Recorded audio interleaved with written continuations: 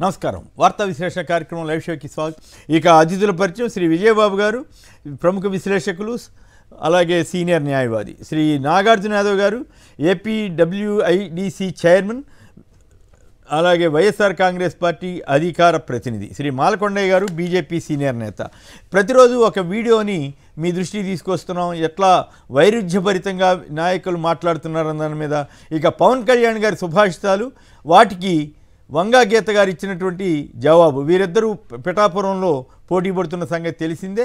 పిఠాపురంలో మరి అయితే పవన్ కళ్యాణ్ గారు తాజాగా చేసిన స్టేట్మెంట్ ప్రకారం ఆయన అక్కడ ఉంటాడో ఉండడో కూడా తెలియదు. ఇక తర్వాత జయప్రకాష్ గారు కొత్తగా పెత్తందారుల కూటమిలో చేరాడు. ఆయన గతంలో ఆంధ్రప్రదేశ్ ప్రభుత్వాన్ని ఎలా పొగిడాడు, ఇప్పుడు ఎలా తాజాగా ఎలా ఫిరాయించారు, ఎందుకు కారణాలు ఏంటి అన్న దాని మీద కూడా చర్చలోకి వెళదాం. నాగార్జున యాదవ్ గారు, మీరు చెప్పండి, ఏమిటి ఈ పరిస్థితి? అక్కడ ఉన్నటువంటి పెద్దలందరికీ ముందుగా నా నమస్కారాలండి. నిజంగానే ఓటమి అనేది అనివార్యమైనప్పుడు ప్రతిపక్షాలు ఇటువంటి వ్యాఖ్యల కంటే గొప్ప వ్యాఖ్యలు ఏవి చేయవు. ఎందుకంటే ఎక్కడైతే మీరు జనసేన కూటమి కానీ లేకపోతే ఆ కూటమి పెట్టినటువంటి మీటింగ్లు ఎక్కడైనా చూస్తే జగన్మోహన్ రెడ్డి గారు ఏం చెప్తున్నారండి, నేను వచ్చిన తర్వాత ప్రజలకి ఏం చేస్తున్నారని అడుగుతున్నారు. నేను ఇప్పటిదాకా ఉండి ప్రజలకు ఏం చేశాను, రాబోయే రోజుల్లో నేనేం చేస్తాను, జగన్మోహన్ రెడ్డి గారికి అధికారం ఎందుకు కావాలి, దేనికోసం జగన్మోహన్ రెడ్డి గారి అధికారం కోరుకుంటున్నారు, రైతులను బాగు చేయడానికి నాకు ఒక కళ ఉంది, యువతని ఉద్యోగాలు ఇవ్వడానికి నాకు కళ ఉంది, నా కళ ఇది, ఈ కళ మీ కళ కూడా ఒకటే అవుతుంది, కాబట్టి మనందరి కళ నెరవేరాలంటే నాకు ఉద్యోగం ఇవ్వండి, నాకు ఈ అధికారం ఇవ్వండి అని చెప్పారు. ఇది తెలుగుదేశం పార్టీ వాళ్ళు ఎవరు చెప్పలేకపోతున్నారు. నేను 14 ఏళ్ల పాటు ముఖ్యమంత్రిగా చేశా కాబట్టి ఈ 14 ఏళ్ల పరిపాలనే మరో 5 ఏళ్ల పాటు కొనసాగించేలా నాకు అధికారం ఇవ్వండి అని ఎందుకు చంద్రబాబు నాయుడు గారు మాట్లాడలేకపోతున్నారు?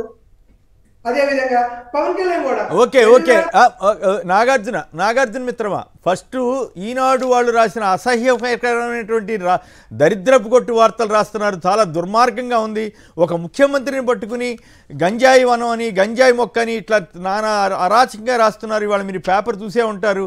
దాని మీద ముందుగా మీరు కామెంట్ చేసింది కొద్దిసేపు మాట్లాడిన తర్వాత జయప్రకాష్ నారాయణ ఇష్యూలోకి వెళదాం. అది ప్రధానంగా అదేనండి. ఎందుకంటే అనివార్యమైనటువంటి పరిస్థితి వచ్చినప్పుడు ఈనాడు పేపర్ తెలుగుదేశం పార్టీ ఎవరైతే స్థాపించారో ఎన్టీ రామారావు గారి మీద కూడా ఎటువంటి వ్యాఖ్యానాలు చేసింది అనేది కూడా మనం చూసాం. జగన్మోహన్ రెడ్డి గారిని ప్రజాక్షేత్రంలో నేరుగా ఎదుర్కోలేనటువంటి పరిస్థితి వచ్చినప్పుడు ఇటువంటి వ్యాఖ్యలు చేయడం, గంజాయి అని చెప్పి మరొకమైనటువంటి వ్యాఖ్యలు చేయడం కానీ, ముఖ్యమంత్రి స్థాయిని దిగజార్చడం కానీ, లేకపోతే రేపొద్దున ఎవడో ఒకడు ప్యాకేజ్ స్టార్ వస్తాడు, సడన్ గా ఒకడు మేధావి అవుతాడు, ఆ మేధావి చేత ఏదో విధంగా నానా రకాలుగా దుర్భాషలు ఆడడం, వాటిల్నే ప్రముఖంగా ప్రచురించడం అనేది సహజంగా ఎప్పుడు జరుగుతున్నట్టు మంచిదే. ఎందుకంటే వారికి సిద్ధాంతాల ప్రకారం కానీ విధానాల పరంగా కానీ జగన్మోహన్ రెడ్డి గారిని విమర్శించలేదు. సంక్షేమ విషయంలో కానీ అభివృద్ధి విషయంలో కానీ జగన్మోహన్ రెడ్డి గారిని ఢీకొట్టేలాగా సమాధానం చెప్పలేదు.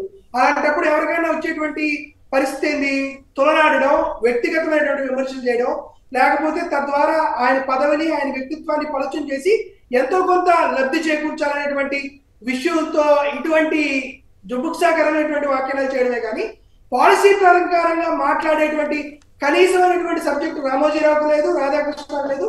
అందుకంటే ఇటువంటి వ్యాఖ్యలు చేస్తున్నారు. ప్రజలు నమ్ముతున్నారా?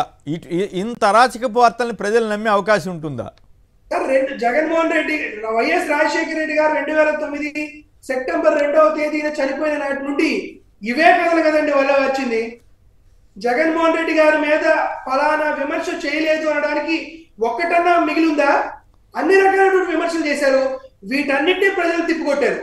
ఏదో 1-2 సందర్భాల్లో వారు ఏదన్నా తాత్కాలికమైనటువంటి విజయాన్ని సాధించారేమో కానీ ఆత్మసంతృప్తి కోసం కానీ ప్రజలెవరూ జగన్మోహన్ రెడ్డి గారి మీద ఇటువంటి వ్యాఖ్యానాలు చేస్తానో విమర్శలు చేస్తానో వినేటువంటి పరిస్థితులు లేదు. ఎందుకంటే జగన్మోహన్ రెడ్డి గారు సుమారుగా ఒక సంవత్సరాల పాటు ప్రతిరోజు జనాలతో ఉన్నటువంటి వ్యక్తి. ఆయన యాటిట్యూడ్ ఏంది, అతని వ్యక్తిత్వం ఏంది, అతను సమస్య విన్నప్పుడు ప్రజలతో అతను స్పందించినటువంటి విధానం ఏందని, ఆయన నిర్ణయాల ప్రకారం, ఆయన ఇచ్చేటువంటి జీవోల ప్రకారం, ఆయన నొక్కినటువంటి బట్టల ప్రకారం, ఆయన ప్రవేశపెట్టినటువంటి పథకాల ప్రకారం ఆయన వ్యక్తిత్వం మీద ఒక అంచనా ప్రజలు ఆల్రెడీ వచ్చారు. కాబట్టి మీరో నేనో చెబితే మంచి అని నమ్మే పరిస్థితిలో ప్రజలు లేరు, చెడు అని చెప్తే చెడు అని చెప్పలేదు. ఎందుకంటే జగన్మోహన్ రెడ్డి గారు జనంలో కలిసి చాలా అయిపోయింది. రైట్. ఆయన జనాలతో మమేకమయ్యి జగన్మోహన్ రెడ్డి గారికి జనాలకి మధ్య ఉన్నటువంటి ఒక అభిమానమైనటువంటి మానవీయ సంబంధం ఏర్పడి చాలా రైట్. రోజులైంది. రైట్. దాన్ని తెంచాలని ఓకే. దాన్ని తుంచాలని చేసినటువంటి ప్రయత్నం నాకు రైట్. తెలిసినంత వరకు విజయబాబు గారు, వారు ఎట్టి పరిస్థితుల్లో దాంట్లో సఫలం అవ్వగలుగుతారని నేను అనుకోను. రైట్. విజయబాబు గారు చెప్పండి, ఈరోజు ఈనాడు వాళ్ళు రాసిన పేపర్లు చూస్తే నాకైతే చేదరనిపించింది. మీరు సీనియరే, నేను సీనియర్నే ఈ జర్నలిజంలో. ఈ రకంగా ఒక గంజాయి వనాన్నేకి కాపలాదారుడిగా రామోజీరావు గారు మారిపోయినట్లుగా నాకైతే అనిపిస్తూ ఉంది. అసలు నిజానికి నాకు ఈ స్థాయికి ఇట్లా బట్టలు తీసి తిరుగుతారు వీళ్ళిద్దరూ అని నేను ఎప్పుడైతే ఊహించలేదు. కానీ ఇంత నీచంగా మారింది ఇవాళ మీరు పేపర్ చూసుంటే దాని మీద మీ విశ్లేషణ ఏమిటి? మీరు ఇటువంటి వార్తల్ని మీరు సమర్థించే పరిస్థితి ఉందా? ఒక ముఖ్యమంత్రిని పట్టుకుని గంజాయి ముక్క అనడం, ఇంకా అది ఇది నానా చెత్తా చెదారం రాయటం ఏమిటి? మీరేమంటారు? మీ అభిప్రాయం ఏమి? భారతదేశంలో జర్నలిజం అనేటువంటి తులసి వనంలో గంజాయి మొక్క ఏది అన్నట్టయితే ఈనాడు అనేటువంటిది, మీరు ఇందా చెప్పినట్టుగా మనపోటి సీనియర్ జర్నలిస్టులు ఎవరిని అడిగినా కూడా నిజాయితీగా నికార్సుగా చెప్పమంటే చెప్పే మొదటి మాట ఇది పూర్తిగా ఒక గంజాయి మొక్క అనేటువంటిది ఈనాడని ఈజీగా చెప్పచ్చు. అదేవిధంగా ప్రజాస్వామ్యంలో రాజకీయాల్లో తులసివనం, ప్రజాస్వామ్యం అనేటువంటి తులసివనంలో గంజాయి మొక్క ఎవరు అన్నట్టయితే చంద్రబాబు నాయుడు గారని చెప్తారు. కాబట్టి ఈ గంజాయి మొక్కలన్నీ కూడా కలిసి ఇవాళ ఒక నక్కల్లాగా, నాగుల్లాగా, విషనాగుల్లాగా విషం చిమ్ముతూ ఉంటే ఇది ప్రజలు నిన్న ఒక దానికి మళ్ళీ తర్వాత అర్థం మీరు చెప్పినట్టుగా జయప్రకాష్ నారాయణ గారు ఉవాచ ఒకటి నిన్న చెప్పింది ఏంటంటే ప్రజలు అమాయకులు అంట. పాప వీళ్ళు ఏంటంటే ప్రజలు అమాయకులు అనేటువంటి భ్రమల్లో ఉండి వీళ్ళంతా కూడా విషం కక్కుతున్న పరిస్థితి. అదే అదే అంటే అదిగా చెప్పాను నేను. ఇంత దిగజారుడు జర్నలిజం అనేటువంటిది బహుశా యావత్ ప్రపంచంలోనే, ఈ దేశంలోనే లేదు. ఒక్కటి ఏంటంటే ఈ దిగజారుడు జర్నలిజం చూసినప్పుడు అమెరికాలో అంటే యుఎస్ఎస్ఆర్ ఉన్నప్పుడు ఏంటంటే అటు రష్యాకి అమెరికాకి పోటాపోటీ ఇది జరిగేది. ఒకళ్ళని చూసి ఒకళ్ళు ఉలిక్కి పడేవాళ్ళు. దీన్ని ఆసరాగా తీసుకొని అమెరికాలో ఉన్నటువంటి సెనేట్ మెకార్థీ అనేటువంటి జోసెఫ్ మెకార్థీ ఏం చేసేవాడంటే ఇలాగే ఒక కమ్యూనిజాన్ని పూచిగా చూపించి అదిగో అమ్మో అక్కడ ఇది జరుగుతుంది, ఇక్కడ ఇది జరుగుతుందని ప్రజల్లో ఒక భయోత్పాతాన్ని సృష్టించేవాడండి. రోజుకి రకరకాల కథనాలతో భయోత్పాతాన్ని సృష్టిస్తూ ఉంటే ఈ భయానికి అతగాడు చేసే కుట్రలకి కుహకాలకి జర్నలిస్టులు సైతం ఆత్మహత్యలకు పాల్పడినటువంటి సంఘటనలు ఉన్నాయి. అందుకని ఈ జర్నలిజంలో ఎవరైనా ఇలాంటి దిగజారుడు భయానకమైనటువంటి పరిస్థితులను చెప్పుకోవాలంటే దాన్ని మెకార్థీయిజం కింద వచ్చింది. మనకి గోబెల్స్ ప్రచారం గురించే మనం చెప్పుకుంటాం కానీ హిట్లర్ కాలంలో అంతకు మించినటువంటి భయానక పరిస్థితుల్ని సృష్టించిన వ్యక్తి మెకార్థీ. అలాంటి మెకార్థీ ఎవరు అన్నట్టయితే ఇవాళ తెలుగునాట ఈ రామోజీరావు అని చెప్పాలి. ప్రతిరోజు కూడా ఏంటంటే అసలు వార్తలు లేవండి, అందులో వార్తలు లేవు. రోజు ఎలాంటి నీచమైన వార్తలు రాయాలనేటువంటిది ఇవాళ మీరు చూసినట్టయితే బ్యానర్లో మామూలుగా కామెంట్స్ అనేటువంటి ఎడిటోరియల్ ఉంటాయి. ఎడిటోరియల్స్ కూడా ఇవే రాస్తున్నారు ఈ మధ్య, మీరు చూసే ఉంటారు. ఎడిటోరియల్ అనేది నేషనల్ ఇష్యూస్కి సంబంధించో స్టేట్ ఇష్యూస్కి ఎప్పుడన్నా ఒకసారి ఇలాంటి కామెంట్ అనేది జరుగుతుంది. కానీ అటు ఎడిటోరియల్లోనూ ఇదే, ఇక్కడ ఇదే. ఈ రోజున మీరు చెప్పినట్టు చూసినట్టయితే ఇది ఎంత వంటకం అంటే గుండెల మీద మీరు ఆ విషయాన్ని నా స్టోరీ పక్క వద్దాం. గంజాయి ఉంది వాళ్ళ బ్యానర్ హెడ్డింగ్ గుండెలపై ట్యాప్ కంపటెంట్ అంటే 5 ఏళ్ల నుంచి ట్యాపింగ్ చేస్తా ఉంటే ఎన్నికలు సమీపిస్తున్న వేళ మరి 5 ఏళ్ళు కామ్గా ఉండి ఏ రకమైన ఆధారాలు చూపించకుండా ఇవాళ మాత్రమే ఇది బ్యానర్ హెడ్డింగ్. అంటే తాజా వార్తలే కదా, బ్యానర్ హెడ్డింగ్స్ ఏం వేస్తాం మనం? తాజా వార్తలు వేస్తాం.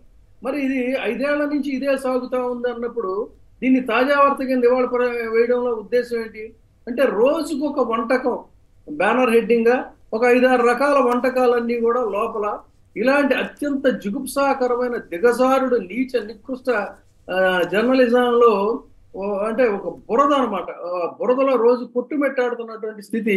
దాన్ని చూసి అటు చంద్రబాబు నాయుడిని లోకేష్ని ఇద్దరిని కూడా సంతోషపెట్టడం, వీళ్ళు సంతోషపడటం అనేటువంటి తప్ప ఇందులో ప్రజలకి నిజానికి ఏంటంటే ప్రజలు ఎప్పుడు కూడా అమాయకులు కాదు. జయప్రకాష్ నారాయణ లాంటి వాడు అనుకోవచ్చు, రామోజీరావు గారు అనుకోవచ్చు, చంద్రబాబు నాయుడు గారు అనుకోవచ్చు. అందుకనే వాళ్ళ ఊహల్లో విహరిస్తున్నారు కాబట్టి ప్రజలు ఫుట్బాల్ కొట్టినట్టుగా కొట్టారు. ఇవాళ ఈ పేపర్ను కూడా జనాలు అసహించుకుంటున్నారు, ఏసరించుకుంటున్నారు. ఇదేం జర్నలిజం, ఇదేం పోయే కాలం. ఇంత ఇది అవసరం అని చెప్పని. కాబట్టి ప్రజల్ని తప్పుదోవ పట్టిస్తున్నాం అనే భ్రమల్లో ఉంటే అది వాళ్ళ మెదళ్ళు కల్తీ అయిపోయినట్టు తప్ప, వాళ్ళ మెదళ్ళు ఛిద్రం అయిపోయినట్టు తప్ప మరొకటి కాదు. అందుకని ఈ తరహా జర్నలిజాన్ని ప్రజలు డెఫినెట్ గా ఏసరించుకుంటున్నారు. ఇప్పటికే పలు చోట్ల పేపర్లు తగలబెడుతున్నారంటేనే ఎంత ప్రజల్లో తిరుగుబాటు వస్తుంది అనేది మనం తెలుసుకోవచ్చు. ముందు మరింత ఈ తిరుగుబాటుని వీళ్ళు చవి చూడాల్సినటువంటి పరిస్థితులు వస్తాయండి. రైట్. హైదరాబాద్ నుంచి భరణి గారు నమస్కారం, మాట్లాడండి. నమస్కారం కుమినేని గారు, అక్కడ ఉన్న పెద్దలకు నమస్కారం అండి. మాట్లాడండి. ఆంధ్ర ఓటర్లు చాలా తెలివిగల వాళ్ళు అండి. ఎందుకంటే గుర్రం మీద సవారీ చేస్తారు తప్ప గాడిదల మీద కాదు. ఈ రామోజీరావు గారు, రాధాకృష్ణ గారు ఇవాళ కాదు ఇట్లాంటి వార్త రాయడం, రాజశేఖర్ గారు ఉన్న కాంచి వస్తున్నారు కాదు. ఇక మరీ పతాక స్థాయికి వెళ్ళిపోయారండి. మరీ అరాచకంగా నాకైతే చేదరేస్తుంది. ఆ పేపర్ చూడాలంటేనే ఏంది ఇంత అసహ్యంగా రాస్తున్నారు అనిపిస్తూ ఉంది. అందువల్లే నడపాల్సి వస్తుంది, లేకపోతే నాకేం వ్యక్తిగతంగా ఏముంటుంది. కుమినేని గారు, మీరు చాలా అనుభవం గల జర్నలిస్ట్ అండి. మీరు చాలా అయితే మీకు తెలుసు ఓటర్లు చాలా తెలివిగల వాళ్ళు. ఓకే, ఓటర్లను మోసం చేయాలని కదా వాళ్ళ ప్రయత్నం అంతా. అది ఆ రోజులు పోయినాయండి. ఇప్పుడు తెలుసు జగనే అనుకున్న వాళ్ళు చాలా మంది ఉన్నారు. 100కు 60-70 మంది ఉన్నారండి. అంతకంటే ఏమక్కర్లేదు. గుర్రం దిగి ఎవరు గాడి ఎక్కడు. రైట్, గుర్రం దిగి ఎవరు గాడి ఎక్కరా, ఈ డైలాగ్ బాగుంది. రైట్. అమలాపురం నుంచి సత్యనారాయణమూర్తి గారు నమస్కారం, మాట్లాడండి. నమస్తే అండి. నమస్తే. ఈ సమాజానికి అసలైన గంజాయి మొక్కలు ఎవరంటే ఈనాడు, ఆంధ్రజ్యోతి, TV5, చంద్రబాబు నాయుడు అండి. వీళ్ళండి అసలైన గంజాయి మొక్కలు ఈ ఆంధ్ర రాష్ట్రానికి. ఓకే, జగన్ గారు ఇంత ప్రజారంజకంగా పాలన సాగిస్తుంటే వాళ్ళకి కళ్ళు కుట్టుపోయి ఎప్పుడైనా ప్రభుత్వంలో లోటుపాట్లు ఉంటాయి మిత్రమా. ప్రభుత్వంలో లోటుపాట్లు రాయొద్దని మనం చెప్పం. కానీ ఎన్నికల్లో కక్షగట్టి ఈ రకమైనటువంటి తప్పుడు ప్రచారాలు చేయటం, ఫోన్ ట్యాగింగ్ అప్పుడు చంద్రబాబు గారు అప్పుడు పెగాసిసే ఎందుకు కొన్నాడు, ఆ టెక్నాలజీ కొనుక్కొచ్చింది తెలుసు కదా. మరి దాని గురించి ఎప్పుడన్నా రాశారా? అసలు ఇప్పుడు జరుగుతుందంటే కోర్టుకి వెళ్ళారు ఎవరన్నా? ఇంతవరకు ఎవరు వెళ్ళలేదు. టికెట్లు కూడా అయిపోయింది, దాదాపు అయిపోవచ్చినాయి. ఇప్పుడు ఫోన్ ట్యాపింగ్ ఎందుకు చేస్తారు? ఎవడు చేస్తాడు? ఇంత కనీస జ్ఞానం లేకుండా కూడా, ఇంగితం లేకుండా కూడా రాస్తున్నారనేది నా బాధ. పోనీ రాసినప్పుడు ఆధారాలు చూపిస్తే అది వేరే విషయం. చివరికి ఏదో రకంగా బురద గంజాయి అంటాం, అది అంటాం. ఇప్పుడు హైదరాబాద్లో రోజు డ్రగ్స్, గంజాయి బయటపడుతుంది. రాయమనండి, రేవంత్ రెడ్డిది గంజాయి పాలన అయిపోయిందని దమ్ముంటే రాయమనండి. అంతకుముందు కేసీఆర్ మీద రాయగలిగాడా? అప్పుడంతా భజన చేశారు. అప్పుడేమో టీఆర్ఎస్ భజన, ఇప్పుడేమో కాంగ్రెస్ భజన చేస్తున్నారు. ఇక్కడ కూడా పనిగట్టు రాయమని నాబోటాలని చెప్పం. తప్పులుంటే రాయండి, తప్పు లేకపోతే మంచి అయితే మంచి అని రాయండి. ఇంత అరాచకమా? రైట్. ఇక మాల్కొండ గారు చెప్పండి, మీలాంటి వాళ్ళు హేతుబద్ధంగా ఆలోచించే వాళ్ళు ఇలాంటి పోకడల్ని సహిస్తారా? మంచిదేనా ఇటువంటి సమాజానికి? సార్ నమస్కారం. ముందుగా కుమ్మినేని శ్రీనివాసరావు గారు, చాలా రోజులైంది మిమ్మల్ని ఈ డిబేట్ ద్వారా చూడడం చాలా సంతోషకరం. మీరు సీనియర్ జర్నలిస్టులు, మీకు నా యొక్క అభినందనలు, ధన్యవాదాలు. పెద్దలు నాగార్జున గారు, విజయబాబు గారు, అదేవిధంగా సాక్షి ప్రేక్షకులు కూడా నా యొక్క నమస్కారాలు తెలియజేస్తున్నాను. ప్రధానంగా ఇవాళ మీరు తీసుకొచ్చిన ఈ అంశం, పత్రికలు, పత్రికా ప్రతినిధులు, పత్రికా విలేకరులు అంటే ఒక గౌరవమైనటువంటి బాధ్యత, గౌరవమైనటువంటి వ్యవస్థలు. ఈ వ్యవస్థల్ని కొన్ని రాజకీయ పార్టీలు, ఓ రాజకీయ పార్టీకి ఆ రాజకీయ పార్టీ పత్రికలు పెట్టుకొని వారికి వ్యక్తిగత విషయాలు, ఆ పత్రికల మీద వ్యక్తిగత విషయాలు కక్కుకుంటూ మిగిలినటువంటి పత్రికా వ్యవస్థను కూడా ఒక విధమైనటువంటి అబాస్పాలు చేసేటటువంటి విధంగా మనం పబ్లిక్ లో చర్చించుకుంటున్న పరిస్థితి. ఇవాళ మీరు ఇందాక చెప్పినటువంటి పరిస్థితి, ఈనాడు కానివ్వండి, సాక్షి కానివ్వండి, ఎవరైనా సరే పరిస్థితులకి లోబడి మన యొక్క వార్తలు రాసేటటువంటి నిబంధనలకు లోబడి ఎవరైనా రాయాలి తప్ప, అది స్థాయి దాటి రాస్తే ఎవరు రాసినప్పటికీ కూడా ప్రజలు గమనిస్తున్నారు. ఈ ప్రజల తీర్పును మించి ఏ తీర్పు ఉండదండి. కాబట్టి ఈనాడు రామోజీరావు గారు కానివ్వండి, లేకపోతే మిగిలినటువంటి పత్రికలు సాక్షి సంబంధించినవి కానివ్వండి, ఏవైతే విరోధని ఎంతవరకు ఉండాలంటే మీరు చెప్పారు. ప్రభుత్వంలో గతంలో నేను సాక్షి నుంచి కొన్ని ప్రభుత్వ సమాచారాలు చాలా చక్కగా ప్రజలకు ప్రజెంట్ చేసేవాళ్ళు. అలాగే గతంలో వాళ్ళు కూడా ఈనాడు, జ్యోతి, ప్రభుత్వం యొక్క సమాచారం చేసేవారు. అవి స్వీకరించిన ప్రజలు ఎన్నో విషయాలు తెలుసుకొని ఉద్యోగాల విషయంలో కానీ, వ్యాపారాల విషయంలో కానీ కొంత సమాచారం వచ్చేది. ఇవాళ కేవలం రాజకీయ అంశాలు, వ్యక్తిగత విమర్శలు, లేకపోతే వీళ్ళ మీద వాళ్ళ దాడి, వాళ్ళ మీద వీళ్ళ దాడి వార్తలు రాస్తున్న పరిస్థితిలో మనం టీవీలో కూర్చొని దీని మీద డిస్కస్ చేసేటటువంటి పరిస్థితికి కూడా వచ్చాం. పత్రికా వ్యవస్థకు ఒక స్వేచ్ఛ ఉంది, స్వతంత్రం ఉంది, రిపోర్టుల పట్ల గౌరవం ఉంది. మీలాంటి పెద్దలు ఉన్నారు. మీరు ఈ మధ్యకాలం మొన్నటి వరకు చైర్మన్ గా కూడా వ్యవస్థలో ఉన్నారు. కొన్ని కఠినమైన నిర్ణయాలు ప్రభుత్వ పరంగానో లేకపోతే లీగల్ పరంగా తీసుకొని ఇలాంటి వార్తలను రాయకోకుండా కంట్రోల్ చేసేటటువంటి పరిస్థితి చట్టాలకి ప్రభుత్వాలకి ఉండాలి. ఇలాంటి వార్తలు రాసినందువల్ల సమాజంలో ఆ పత్రికలు పలసనవుతాయి. మనలాంటి వాళ్ళని కూర్చున్నప్పుడు ఈ డిస్కషన్ కి సమయం కూడా వేస్ట్ అవుతుంది అనేటువంటి విషయం మేము ఈ సందర్భంగా తెలియజేస్తున్నాం. అయితే మీ దృష్టికి ఒక విషయం తీసుకొస్తున్నానండి. ప్రధానమంత్రి మోడీ గారి పట్ల ఒక అభ్యంతరకర వ్యాఖ్య చేశారని చెప్పి తమిళనాడులో ఒక మంత్రి మీద కేసు పెట్టారు. మీకు గుర్తుంటే చెప్పండి, గుర్తుండే ఉంటుంది. అలాగే అస్సాంలో గుజరాత్ ఎమ్మెల్యే, కాంగ్రెస్ ఎమ్మెల్యే ఒకరు వెళ్ళి అస్సాంలో ఏదో స్టేట్మెంట్ ఇస్తే అస్సాంలో పట్టుకుని తీసుకెళ్లి 10 రోజులు జైల్లో పెట్టారు. సో ప్రధానమంత్రి మోడీ విషయంలోనేమో ఆ రకంగా జరుగుతూ ఉంది. ఇక పత్రికల అరాచకం, పత్రికల మీద ఇప్పుడు వెబ్సైట్ల మీద కూడా మొన్న ఈ మధ్య అరెస్టులు కూడా చేశారు. ఆ వెబ్సైట్ ఎడిటర్ని, వాళ్ళకి బెయిల్ కూడా రాలా. కానీ అయినప్పటికి కూడా రామోజీరావు గారు కానీ లేకపోతే రాధాకృష్ణ గారు ఇలా ధైర్యం ఏంటంటే తమను ఎవరూ ఏం చేయలేరు, ఆయా వ్యవస్థలో తమకు పట్టు ఉందనేటువంటి ఒక ఆలోచనతోటి, దిక్కుమాలిన ఆలోచనతోటి ఇట్లాంటి చెత్త రాస్తున్నారా?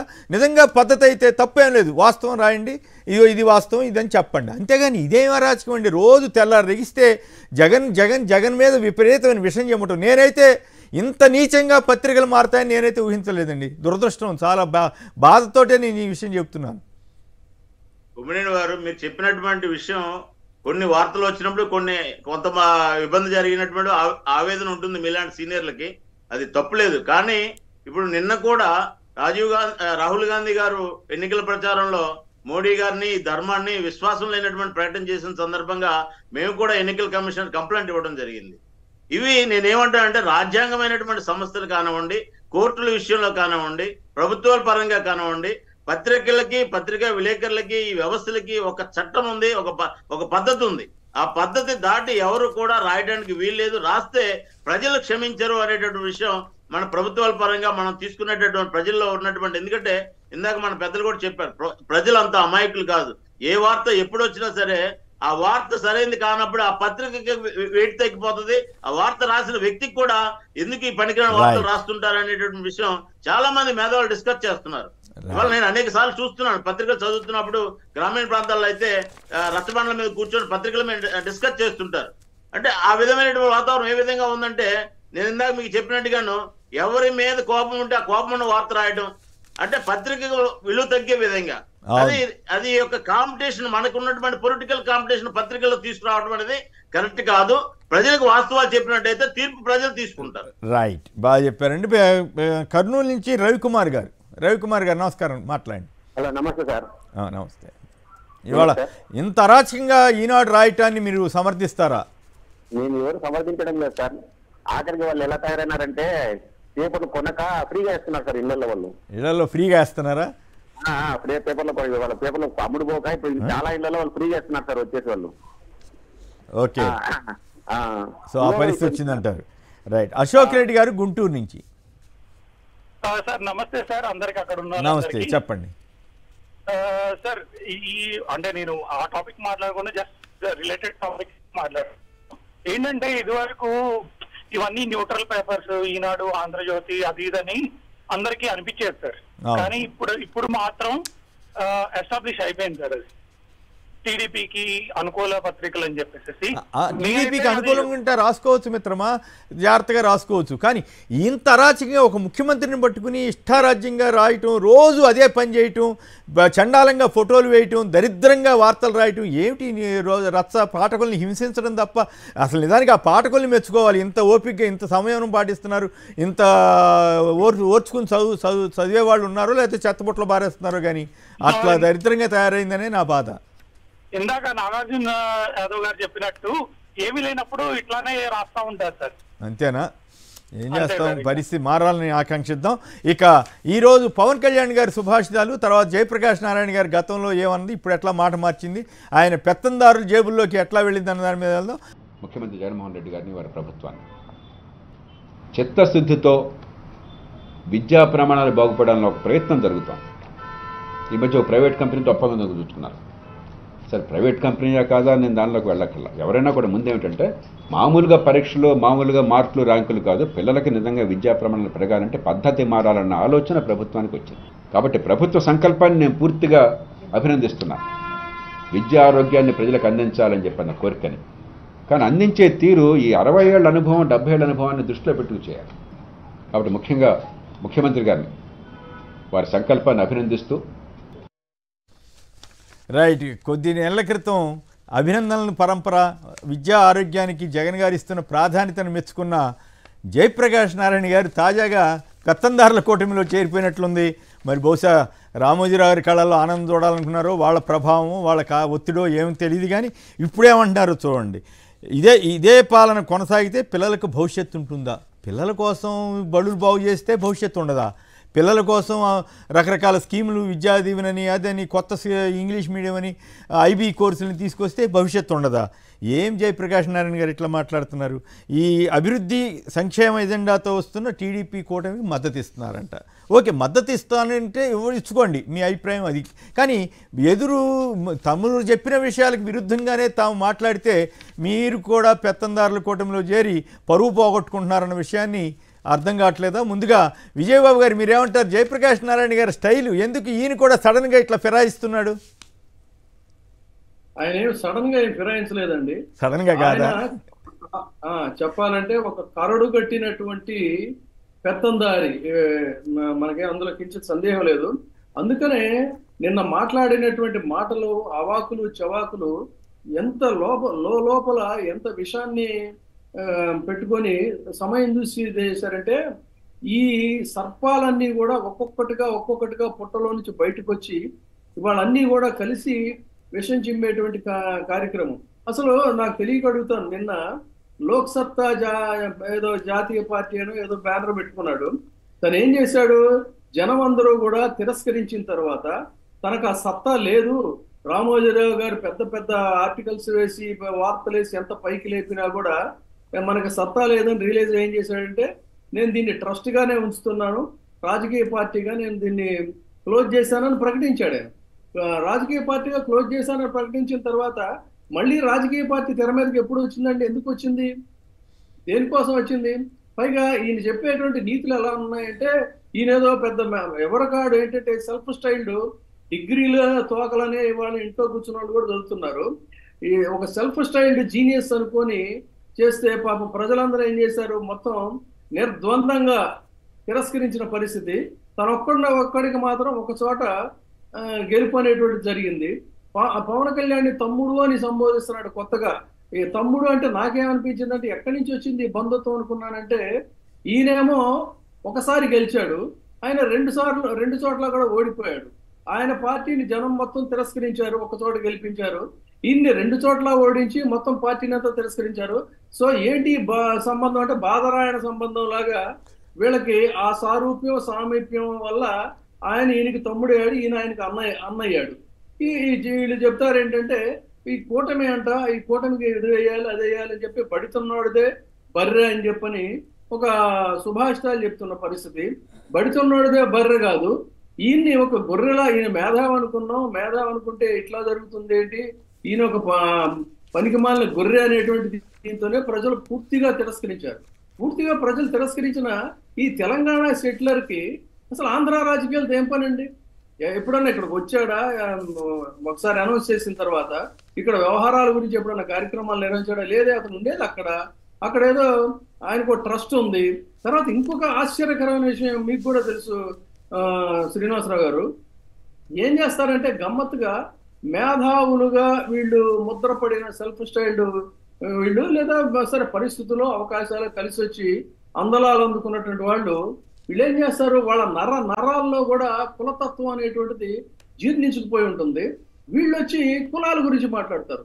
తర్వాత ఆ సమూహం అంతా ఎలా ఉంటుందంటే ఆశ్చర్యకరంగా మీకు తెలుసు, మొత్తం ఒకే కులానికి సంబంధించిన వాళ్ళు ఉంటారు. అక్కడ కూర్చొని వీళ్ళు కుల ప్రస్తావన చేస్తారు. మనం కులం ఉండకూడదు అది. మనం చూడండి, మీరు ఎక్కడ జరిగినా కూడా అదే రకమైన ప్రస్తావన అనేటువంటిది ఉంటుంది. ఈయన కూడా అటు ఒక వెంకయ్యనాయుడు గారు, ఒక మాజీ న్యాయమూర్తి గారు, వీళ్ళు ఏం చేస్తారంటే వాళ్ళ చుట్టూ ఒకే కులానికి సంబంధించిన వాళ్ళు ఉంటారు. అక్కడ కూర్చొని కులం లేదు మనకి, కులం ఉండకూడదు, కుల రాజకీయాలు ఎక్కువైపోయినాయి అని చెప్పని కులాల గురించి ప్రస్తావన చేస్తుంటారు. ఈయన కూడా అదే రకమైన బాపతు. అది ఉంటే ఇక నిన్న ఇంకా ఒక అడుగు ముందుకేసి ఈయన మాట్లాడింది ఏంటంటే రాష్ట్రంలోనంట అసలు చాలా అరాచకమైన పరిస్థితులు ఉన్నాయని చెప్పి చెప్తున్నాడు. అంటే ఆర్థికమైన ఇది కూడా ఉందని పుస్తకం కూడా తీసి చూపిస్తున్నాడు. అంటే ఈయన ఉద్దేశం ఏంటి? ప్రజలు అమాయకులు అంట. ప్రజలు ఎప్పుడు కూడా అమాయకులు కాదు, నీ బోట వాళ్ళకి సరైనటువంటి ఇది ఇస్తామనే దాన్ని వాళ్ళు చాలా స్పష్టంగా చెప్పారు. చంద్రబాబు నాయుడు గారు లాంటి వాళ్ళని 23 స్థానాలకు పరిమితం చేశారు. ప్రజల తీర్పు ఎప్పుడు కూడా ఈ భారతదేశ చరిత్రలో, ప్రజాస్వామ్య చరిత్రలో అనూహ్యంగా అద్భుతంగా ఉంటుందనేది అనేక ఎన్నికల్లో రుజువైంది. వీళ్ళే అనుకుంటారంటే వాళ్ళు అమాయకులు కాబట్టి వాళ్ళని తప్పుదావ పట్టించచ్చు అని అనుకుంటారు. అట్లాగే నిన్న సడన్ గా రెడీమేడ్ గా వచ్చి మళ్ళీ ఆ దుమ్ము దులిపి, ఆ రాజకీయ పార్టీ అనే దాన్ని దుమ్ము దులిపి ఈయన మద్దతు అంటే ఏంటి? ఈయన మద్దతు ఈయనకున్న వెనకున్న ఈయన అరిగిపోయిన వెన్నెముక తప్ప ఏంటంటే ఈయనకున్నది ఈయన మద్దతు ఇస్తున్నాడంట. ఏం మద్దతు ఇస్తాడు ఈయన? ఎవరికి మద్దతు ఇస్తాడు? ఈయనకున్న ఓటు శాతం ఏంటి? ఈయన చెప్తే కదిలే వాళ్ళు ఎవరున్నారు? ఇప్పుడు ఏ రకంగా పవన్ కళ్యాణ్ వెనుకున్న వాళ్ళు అందరూ కూడా వదిలేసేసి వెళ్ళిపోయారో మీకు తెలియదేమో. ఇదే జయప్రకాష్ నారాయణ జనరల్ సెక్రటరీగా ఉన్న వర్మతో సహా మొత్తం అందరూ కూడా తిరుగుబాటు చేసి అతను ఎడమెంటు, అతను తలబిరుస్తాను, ఆ తలబిరుస్తానం వల్ల మేము తట్టుకోలేక వెళ్ళిపోతున్నాం అని చెప్పి అన్నారు. అదే తలబిరుసుతనంతో కుక్కట్పల్లిలో ఉన్న ప్రజలు అతన్ని దారుణంగా ఇలాంటి మనం ఎన్నుకున్నదని చెప్పని తిరస్కరించిన సంగతి కూడా మనకు తెలుసు. అలాంటి వ్యక్తి కేవలం కుల భావజాలంతోనే ఒక ట్రస్ట్ అనేది పెట్టుకుంటే విదేశాల నుంచి ఈయనకి నిధులు వస్తుంటాయి ఆ ట్రస్ట్ కి. దాంతో ఈయన సర్వే అవుతా, పుస్తకాలు రాసుకొని ప్రింట్ చేసుకుంటా ఈయన కులం ఉండకూడదు అని చెప్పి మాట్లాడతాడు. ఇంకో ఆశ్చర్యకరం ఏంటంటే మన భాషావేత్త గిడుగు రామమూర్తి గారు, త్రిపురనేని రామస్వామి చౌదరి గారు వీళ్ళ పేర్లు ఉటంకిస్తారని ఏంటండి? వాళ్ళు భాషావేత్తలు, సామాజికవేత్తలు, సంఘ సంస్కర్తలు, రాజకీయాలకు సంబంధం లేదు. రాజకీయాల్లో కాయన లాగుతారు. తర్వాత ఇది గాంధీ మహాత్ముడిని వైశ్యుడిగాను, అంబేద్కర్ని దళితుడిగాను చూడకూడదని చెప్పి నేను హితబోధ చేస్తారు. వాళ్ళని ఎవ్వరూ కూడా జాతి పితలుగా, జాతి నిర్మాతలుగా చూస్తున్నారు. కానీ జయప్రకాష్ నారాయణ గారిని మాత్రం ఏంటంటే జయప్రకాష్ నారాయణ చౌదరి గారు అనే చూస్తారు. ఒక ఈనాడు స్పాన్సర్ చేసినటువంటి లోక్ సత్తా పార్టీ అది. ప్రతిరోజు కూడా లోక్ సత్తా అని చెప్పని చంద్రబాబు నాయుడు గారి మీద రామోజీరావు గారికి ఒక దశలో కంటగింపు అనేది వచ్చింది. మీకు తెలుసు ఆ సంగతి. ఆ చంద్రబాబు నాయుడు గారిని తొక్కేయడానికి జయప్రకాష్ నారాయణ గారిని అనే ఒక ఫ్రాంకైన్స్టీన్ ని తీసుకొచ్చి లోక్ సత్తా అనే పార్టీ పెట్టి రోజు ఆ పేపర్లో పుంఖానుపుంఖాలుగా ఈయన గురించి అంతా ఇంత అని చెప్పి రాసేవాడు. తర్వాత తదుపరి కాలంలో ఏమైందంటే ఇది సత్తా లేనటువంటి పార్టీ అని చెప్పని చతికిల పడితే అప్పుడు ఆయన మూసుకొని ఆయన పని ఏదో ఆయన చేసుకుంటున్నాడు. ఆ ట్రస్ట్ పెట్టుకుని సంవత్సరానికి ఒకసారి ఆయనకి నిధులు పడుతుంటాయి ఆ ట్రస్ట్ లో ముప్పుడుగా ఒక సామాజిక వర్గానికి సంబంధించి. దాంతో ఈయన ఇదవుతా ఈయన కులాల గురించి హితబోధ చేస్తుంటాడు. పైగా ఎవడుకుంటుందండి జాతిపిత కాదు. విద్యా ఆరోగ్యం సంక్షిప్తంగా ఒక మాట చెప్పండి. విద్యా ఆరోగ్యం గురించి బ్రహ్మాండంగా చేస్తున్నాడని చెప్పినటువంటి జయప్రకాష్ నారాయణ గారు ఇప్పుడు మారాల్సిన అవసరం ఏమొచ్చింది? ఇప్పుడు అసలు ఏం జరగట్లేదు అన్నట్లు మరి ఒక పక్క సంక్షేమం వీటికి ఖర్చు పెట్టేస్తున్నారు అన్నాడు. మరి 3 రెట్లు ఎక్కువ ఖర్చు పెడతానంటున్న చంద్రబాబుకి ఎట్లా మద్దతు ఇస్తాడు? అదే చెప్తున్నాను. ఇప్పుడు ఇలాంటి ఛద్మవేషధారులు సగటు ప్రజల యొక్క గుండె కోసి నువ్వేంటి అని అడిగితే వాళ్ళది ఎప్పుడు కూడా ఒకటే మాట ఉంటుంది. ఒకే మాట, ఒకే పద్ధతిలో ఉంటారు వాళ్ళు. కానీ ఇలా లోపల ఒక మాట, బయట ఒక మాట మాట్లాడి నాలుగుపై నేషనలిజం, పలుకుల్లో పేట్రియాటిజం, ఆచరణలో ఆపర్చునిజం, ఇదే జయప్రకాష్ నైజం అనేటువంటి దీంట్లో అనేక సందర్భాల్లో అయితే ఇదే రకంగా ప్రవర్తించారు. ఎక్కడ తందాన అనే పరిస్థితులు. కానీ లోపల కూడా చంద్రబాబు నాయుడు గారి పట్ల ఆయనకు ఉన్నటువంటి స్వామి భక్తి, ఈయనకి రామోజీరావు గారికి ఈయన పట్ల ఉన్న వాత్సల్యం, ఇవన్నీ కూడా మనకి తెలియదు అనుకుంటే ఎట్లాగా ఇవన్నీ కూడా ఒక తానులో గుడ్డలు. అందుకని వాళ్ళు వచ్చి ఈయన మద్దతు ఏంటి? ఈయన మద్దతు ఈయన వెన్నెముక, అరిగిపోయిన వెన్నెముక. రైట్. కోటిరెడ్డి గారు గుంటూరు నుంచి. కోటిరెడ్డి గారు నమస్కారం, మాట్లాడండి సంక్షిప్తంగా. గుడ్ మార్నింగ్ అండి అందరికి. అది నిన్న జయప్రకాష్ నారాయణ గారు చూసాను స్టేట్మెంట్. నేను మీకు బహుశా మీరు సీనియర్ జర్నలిస్ట్ కాబట్టి మీకు గుర్తు ఉందా ఉంటుంది మా సబ్జెక్ట్ కరెక్షన్. 2005లో మన రాజశేఖర రెడ్డి గారు రాజీవ్ ఆరోగ్యశ్రీ ఇంటర్వ్యూ చేసినప్పుడు అప్పుడు ఒక విమర్శ చేశాడు. ఇప్పుడు గవర్నమెంట్ అనేది ఇన్సూరెన్స్ వాళ్ళకి డబ్బులు కట్టి వాళ్ళకి దోచి పెడుతుంది. గవర్నమెంట్ బాధ్యత ఏంటంటే గవర్నమెంట్ హాస్పిటల్లో ఇన్ఫ్రాస్ట్రక్చర్స్, డాక్టర్స్ ని వాళ్ళు బిల్డప్ చేయాలి, అంతే తప్ప ఇట్లా రాజు ఆరోగ్యశ్రీ పెట్టకూడదని ఆ రోజు విమర్శించారు. తెలుగుదేశం వాదన కూడా అదే ఆ రోజుల్లో. ఈ రోజు జగన్మోహన్ రెడ్డి గారు మరి గవర్నమెంట్ హాస్పిటల్లో 17 తీసుకొచ్చి ఆ హాస్పిటల్ నాడు నేడు కరుగుంటూ అంతా చేసి ఇన్ఫ్రాస్ట్రక్చర్స్ పెట్టి పలాసలో కిడ్నీ వాళ్ళకి అది పెట్టి ఇంత చేసినప్పుడు మరి ఆయన మైండ్ ఏమైంది సార్? ఏం మరి అదే నాకు ఆశ్చర్యంగా ఉంది. అదే ఆశ్చర్యం. ఇండస్ట్రీ ఎట్లా మాట్లాడతారు ఇప్పుడు? ఇదే ఆయన మరి ఒక జెంటిల్మెన్ అనుకుంటారు, పార్టీ అధ్యక్షుడు అనుకున్నారు, ఐఏఎస్ రిటైర్డ్ ఆఫీసర్ అనుకుంటారు. కనీసం ఈ మాత్రం నేను ఆ రోజు ఏ స్టేట్మెంట్ ఇచ్చాను, ఈ రోజు ఈ స్టేట్మెంట్ కనీసం ఏదో రాజకీయ నాయకులు మాట మార్చారంటే సంస్థ అండర్స్టాండ్. రామోజీరావు కోసం మార్చాడేమో అనేది ఎక్కువ మంది. ఇంకొక విషయము ఆయన వల్ల పార్టీ నేను సపోర్ట్ చేస్తున్నాను అది ఇది చెప్పారు కదా. ఒక విషయం సార్, ఏం కాదు, గుడ్డు కన్నా తెలిసిన అంటే మూసిన ఒకటే. రైట్. బసవరాజు గారు గుడివాడ. బసవరాజు గారు ఒక విషయం గుర్తొచ్చింది, చెప్పండి. పాయింట్, ఈయన రిజైన్ చేయడానికి కూడా కారణం ఏంటంటే గుంటూరు జిల్లాలో ఈయన అధికారిగా ఉన్న రోజుల్లో ఒకసారి నాకు స్వయాన ఆ రోజున అక్కడ మంత్రిగా ఉన్నటువంటి వ్యక్తి నాకు మొత్తం అంతా చెప్పాడు. నాకు విషయాలు సరిగ్గా గుర్తు రావట్లేదు కానీ స్వయంగా చెప్పాడు. ఆయన ఇచ్చినటువంటి ఫిర్యాదు మేరకు అక్కడ ఈయన ఆఫీసుని తనిఖీల కోసం వెళితే మొత్తం ఫైళ్ల కట్టలన్నీ కూడా వెనక కిటికీలో నుంచి పారవేయించి వాటన్నిటిని కూడా చేసి ఇక ఆ తర్వాత తన మీద ఒత్తిడి పెరుగుతుందనే ఉద్దేశంతో ఈయన రాజీనామా చేశాడని ఆ రోజున కేబినెట్ మంత్రిగా ఉన్నటువంటి ఒక మంత్రి స్వయంగా నాకు చెప్పినటువంటి విషయాలండి. మరేమో మరి అది ఆయన చెప్పాలి. బసవరాజు గారు గుడివాడ నుంచి. బసవరాజు గారు నమస్కారం, మాట్లాడండి. సార్ నమస్తే అండి. అక్కడ ప్యానెల్లో ఉన్న పెద్దలందరికీ నమస్కారం. నమస్తే సార్. ఇప్పుడు జయప్రకాష్ నారాయణ గాని ఇప్పుడు ఇంకా చలసాని ఇలాంటి వాళ్ళందరూ ముసుగులో ఉన్న పెత్తందారులండి. ముసుగులో ఉన్న పెత్తందారులు ఇప్పుడు ముసుగు తీసాడా? ఇప్పుడు ఈయన ఒకసారి అసెంబ్లీకి వెళ్ళారని కూడా మన విజయబాబు గారు అన్నారు. ఆ అసెంబ్లీకి కూడా అది రాజశేఖర రెడ్డి గారి భిక్ష అండి. ఆయన ఐఏఎస్ అనే 3 అక్షరాల మీద గౌరవంతో కుకటపల్లిలో ఆయన గెలవటానికి ఆ రోజు ఉన్న రాజశేఖర రెడ్డి గారు కూడా సహకరించారండి. ఓకే. ఐఏఎస్ అనే 3 అక్షరాల మీద గౌరవంతో. రైట్. కాదుగా ఇటువంటి వాళ్ళు కూడా మాట మార్చితే అంటే ఆఫ్ కోర్స్ ఆ రోజుల్లో సోనియా గాంధీ, మన్మోహన్ సింగ్ నాకు బాగా దగ్గర, వాళ్ళతోటి నేను కలిసి సంస్కరణలు తీసుకొచ్చాను. ఇప్పుడేమో మోడీ గారు గొప్ప అంటున్నాడు. మరి ఏది కరెక్టో ఏం పాడు. ఇక నాగార్జున గారు చెప్పండి, ఏమిటి జేపీ గారు ఈ మాట మార్చడాలు ఏంటి, ఈ మద్దతు ఇవ్వటాలు ఏంటి, విద్యా వైద్యం మీద ఆ రోజు పోగొట్టడం ఏంటి, ఇప్పుడు ఇట్లా ఇంకేదో జరిగిపోయిందని ఒక ఇది కల్పించడం ఏంటి, అసలు ప్రజాస్వామ్యం లేదని చెప్పడం ఏంటి, ఓ పక్క అరాచకంగా అంత ఈనాడు రామోజీరావు రాస్తుంటే వాళ్ళని ఒక మాట అనకపోవటం ఏంటి, చంద్రబాబు గారికి ఏమో హానెస్ట్ సర్టిఫికేట్ ఇచ్చాడు, పవన్ కళ్యాణ్ గారికి ఏమో కాండక్ట్ సర్టిఫికేట్ ఇచ్చాడు, మోడీ గారికి ఏమో డెమోక్రటిక్ సర్టిఫికేట్ ఇచ్చాడు. అది తమాషాగా ఉంది మొత్తం మీద. నాగార్జున గారు. నాగబాయిరవ జయప్రకాష్ నారాయణ గారు జగన్మోహన్ రెడ్డి గారి మీద చేసిన విమర్శల మీద మొత్తం నోటు రాసుకున్నారండి. ప్రతిదానికి సమాధానం చెప్తాను. Give me 1 minute only time.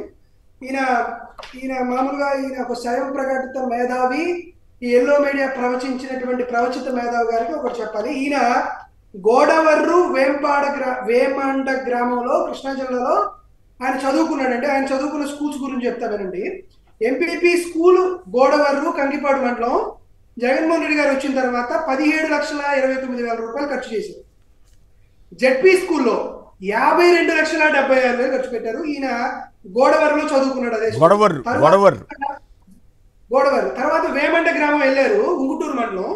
అక్కడ ఎంపీపీ స్కూల్ కి 19,48,000 రూపాయలు ఆంధ్రప్రదేశ్ రాష్ట్ర ప్రభుత్వం జగన్మోహన్ రెడ్డి గారు ఖర్చు పెట్టి తను చదివినటువంటి స్కూల్స్ యొక్క భవితని, విద్యార్థుల్ని, వారి భవిష్యత్తుని కూడా జగన్మోహన్ రెడ్డి గారు మారుస్తున్నారు. అది ఒక పాయింట్. సెకండ్ పాయింట్ అని చెప్తూ ఈ రాష్ట్రం ఏమైపోతుంది జగన్మోహన్ రెడ్డి గారు వచ్చినప్పుడు అని చెప్తున్నారు. చెప్పాలండి, ఎందుకంటే ఆయన కొంత ఐఏఎస్ ఆఫీసరు, ఆయన కొంత జరిగింది కాబట్టి నిజమనేటువంటి భ్రమల్లో ఉంటారు. ఎందుకంటే ఐఏఎస్ వచ్చింది, మధ్యలో ఆపేశాడు. లోక్సత్తా అని ఒక స్వచ్ఛంద సంస్థ పెట్టాడు, మధ్యలో ఆపేశాడు. లోక్సత్తా అని ఒక రాజకీయ పార్టీ పెట్టాడు, మధ్యలో ఆపించాడు. ఈయన ఏం చెప్తున్నాడంటే రాజకీయాల్లో కులం ఉండకూడదు అంటాడు. మరి కుకట్పల్లిలో తన కులం ఎక్కువ ఉన్నటువంటి ప్రాంతం ఎందుకు పోటీ చేశాడు? మల్కజిగిరి పార్లమెంట్ లో తన కులం ఎక్కువ ఉంటుంది కదా, అక్కడ ఎందుకు పోటీ చేశాడు? సమాధానం చెప్పడు. దాంతోపాటు ఈ రాష్ట్రం ఏమైపోతుంది అంటున్నారు. ఇది జిఎస్డిపి లెక్కలండి. చంద్రబాబు నాయుడు గారు ముఖ్యమంత్రి ఉన్నప్పుడు జిఎస్డిపి 8,73,721 కోట్లు. జగన్మోహన్ రెడ్డి గారు వచ్చిన తర్వాత అది 15,90,242 కోట్ల రూపాయలు పెరిగిందంటే సుమారుగా 7,16,521 కోట్ల జిఎస్డిపి జగన్మోహన్ రెడ్డి గారి హయాంలో పెరిగింది. మరి జయప్రకాష్ నారాయణ గారికి ఈ లెక్కలు తెలుసా తెలియదో అర్థం కావట్లేదు. మరో తర పెట్టుబడులు లేవు. ఈ రాష్ట్రంలో పెట్టుబడులు లేక చాలా ఇబ్బందులు గురవుతున్నాయని చెప్పారు. తెలుగుదేశం పార్టీలో వచ్చినటువంటి పెట్టుబడులు 32,803 కోట్ల రూపాయలు. ఇది DPIIT, department of promotion and industrial incentive technology ఇచ్చినటువంటి లెక్కలు. దీంట్లో జగన్మోహన్ రెడ్డి గారు వచ్చిన తర్వాత 1,103 కోట్ల రూపాయలు పెట్టుబడి వచ్చిందని ఇచ్చినటువంటి రిపోర్టు. మరి పెట్టుబడులు లేవని ఈ స్వయం ప్రకటన మీద ఎందుకు చెప్పాడో తెలియదు. దాంతోపాటు సంస్థలు రావట్లేదు, అంకుర సంస్థలు రావట్లేదు అని చెప్పారు. ఇది కేంద్ర ప్రభుత్వ ఉద్యమ పోర్టల్. కేంద్ర ప్రభుత్వ ఉద్యమ పోర్టల్ నుంచి లెక్కలు చూసుకుంటే చంద్రబాబు నాయుడు గారు ఉన్నటువంటి టైంలో ఉన్నటువంటి ఎంఎస్ఎంఈ రిజిస్ట్రేషన్ 3,16,177. జగన్మోహన్ రెడ్డి గారు వచ్చిన తర్వాత ఎంతకు పెరిగిందంటే 7,83,913 పెరిగింది. అంటే జగన్మోహన్ రెడ్డి గారి ప్రభుత్వంలో 4,67,736 అదనపు ఎంఎస్ఎంఈలు రిజిస్ట్రేషన్ జరిగిందని తెలుపుతున్నటువంటి డాక్యుమెంట్. ఇది తెలిసి కూడా ఆయన తప్పు చెప్పాడు. దాంతోపాటు గవర్నమెంట్ ఉద్యోగాలు రావలేదని, చంద్రబాబు నాయుడు గారి హయాంలో 34,000 గవర్నమెంట్ ఉద్యోగాలు వస్తే జగన్మోహన్ రెడ్డి గారు వచ్చిన తర్వాత 6,40,000 ప్రభుత్వ ఉద్యోగులు. ఇది అవుట్ సోర్సింగ్ కార్పొరేషన్ కానీ లేకపోతే కాంట్రాక్ట్ కానీ పర్మనెంట్ కానీ సంబంధించిన ఇష్యూస్. మరొకటి ఇన్ఫ్రాస్ట్రక్చర్ డెవలప్ చేయలేదన్నారు. నేను ఈ రోజు చెప్తున్నానండి, కోస్టల్ ఏరియా దాదాపుగా 972 కిలోమీటర్ల కోస్టల్ లైన్ ఉంది. ప్రతి 50 కిలోమీటర్లకి ఒక పోర్ట్ అన్నా ఉంటుంది, ఒక ఫిషింగ్ హార్బింగ్ అన్నా ఉంటుంది, లేకపోతే ఒక ఫిష్ ల్యాండింగ్ సెంటర్ అన్నా ఉంటుంది. ఈ రోజు రాష్ట్రంలో 17 కొత్త నూతన మెడికల్ కాలేజీలు వచ్చినాయి. టైం సరిపోదండి. మీరు నాకు ఒక గంట ఇచ్చినా కూడా జగన్మోహన్ రెడ్డి గారు ఈ రాష్ట్ర ప్రభుత్వం చేసినటువంటి వాటిల్లో చెప్తుంటే మాకు టైం సరిపోదు. చంద్రబాబు నాయుడు గారి హయాంలో GSDP growth rate 14th place లో ఉంటే స్టేట్ లో, ఇప్పుడు జిఎస్డిపి గ్రోత్ రేట్ 16.2% పెరిగి 4th ప్లేస్ లో ఉన్నాం. వ్యవసాయ రంగ సమ్మిళిత వృద్ధి రేటు చంద్రబాబు నాయుడు గారి హయాంలో 12వ ప్లేస్ లో ఉంటే ఈ రోజు 6th ప్లేస్ లో ఉన్నాం. విత్తనం నుండి అమ్మకం వరకు రైతు భరోసా కేంద్రాన్ని ఏర్పాటు చేస్తే దీనికి ప్రపంచ స్థాయిలో ప్రపంచ బ్యాంక్ కూడా మనల్ని అందుకునేటువంటి పరిస్థితి. ఇంకొకటి, నీటిపారుదల పద్ధతిలో భారతదేశంలో 15 జిల్లాలు ఫస్ట్ ప్లేస్ లో 15 ఫస్ట్ ప్లేస్ ఉంటే దాంట్లో 6 జిల్లాలు ఆంధ్రప్రదేశ్ రాష్ట్రానికి. 2019 సంవత్సరానికి కానీ అరటిని ఓకే, అవన్నీ నిజంగానే మీరు అవన్నీ చెప్తే ఇక మాలకొండ గారికి టైం కూడా ఉండదు. అట్లా కాదు కదా, అట్లా కాదు. ఎందుకు ఇంత ఫిరాయించాడు? ఎందుకు పెత్తందారుల జేబుల్లోకి వెళ్ళటానికి ఆయన ఇష్టపడుతున్నాడు? ఏమైంది ఆయన? సడన్గా కాకపోయినా పోనీ ఎందుకు అంత మెటమార్ఫోసిస్? ఎందుకు అంత చంద్రబాబు లాగానే ఎందుకు మారాడు? రామోజీరావు కోసమని ఇప్పుడే విజయబాబు గారు కూడా చెప్పారు. ఏమిటి ఆ అనుబంధం? ఏమిటి ఇంత పరువు తక్కువగా? వాళ్లే పరువు పోగొట్టుకుంటుంటే ఈయన కూడా వాళ్ళల్లో బురదలోకి ఎందుకు దిగాడు ఈయన? సార్ మేము ఏం చెప్పాం సార్, ఈ రోజు చెప్పింది కాదు. జగన్మోహన్ రెడ్డి గారు ఎప్పుడైతే తన పరిపాలన మొదలైనప్పుడు ఈ పెత్తందారుల తోడేళ్ళందరూ భవిష్యత్తులో ముసుగు తీసేసి వచ్చేస్తాయని చెప్పారు.